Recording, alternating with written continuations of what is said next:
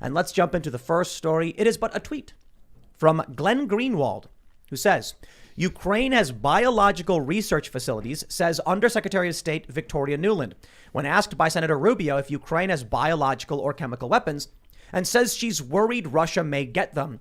But she says she's 100% sure that if there's a biological attack, it's Russia.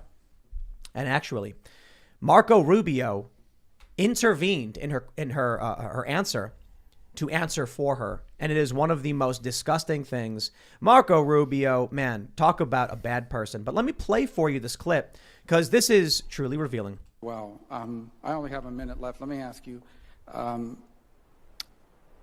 does Ukraine have chemical or biological weapons?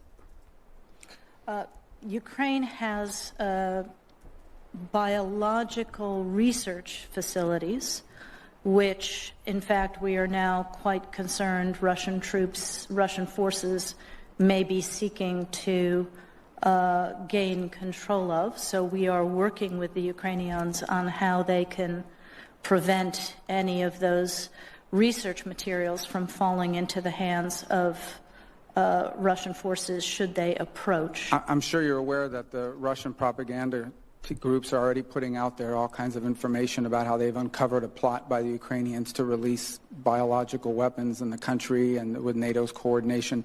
If there's a biological or chemical weapon incident or attack inside of Ukraine, is there any doubt in your mind that 100% it would be the Russians that would be behind it? There is no doubt in my mind, Senator, and it is classic Russian technique to blame on the other guy what they're planning to do themselves. Wow. If there was anything that could remove all confidence I had in what Victoria Nuland was saying, it's Marco Rubio teeing up the answer to her. Of course, if there is an attack, it's Russia, right? You agree it's Russia? Yes. Okay, then. Just let her answer the questions. But I digress. Here we have Undersecretary of State saying, well, there's biolabs in Ukraine and we're concerned Russia could get them. Now, let's just put aside anything outside of this because there were conspiracies. I don't line up anything outside of that. Let me just say, is it a serious concern for us in the United States that Ukraine has biolabs? What are they researching? I don't know. What if Russia gets a hold of them? Is there something there that we should be concerned about? Is this maybe why Vladimir Putin says I'm going into Ukraine? Because that was what a lot of people were saying. Now, that's not a conspiracy theory. If you are speculating that the motive of Vladimir Putin was to gain access to research facilities, I'd say that's war. Like if you have a military base and another country invades to gain control of that base, I'd be like, okay. So is that maybe what we're looking at? Well, I just want to mention something about Secretary of State Nuland here. She's a very interesting figure. So one thing that she mentioned in 2013 is that the United States government had spent over $5 billion trying to promote democracy in Ukraine. And there was a leaked phone call between her and America's ambassador to Europe where she was discussing who she thought would be a good leader for Ukraine. And wouldn't you know, it just happens by coincidence, a couple weeks later, that person becomes prime minister. Huh.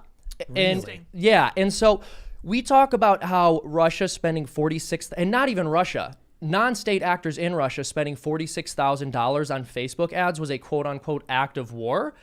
And the United States government has thrown literal billions of dollars at Ukraine to influence their leadership. This woman was on the phone on record saying there was a specific person she wanted in charge of government there. That person ends up in that position weeks later.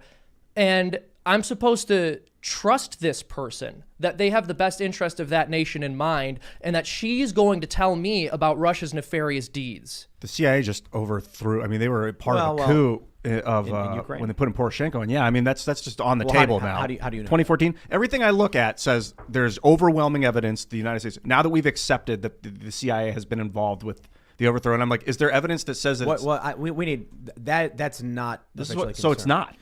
Every time No. I ask it, they're like, "Yeah, it's totally confirmed." To who? Well, I thought you on the show like last week. We talked about it was heavily speculated. First of all, there were major protests in Ukraine. It is widely speculated, believed the West was well. First of all, it's a fact. The West was very much supporting the Euromaidan protests. That doesn't mean the U.S. made Yanukovych flee. There's a big difference between the CIA actually having agents and assets going in and doing these things.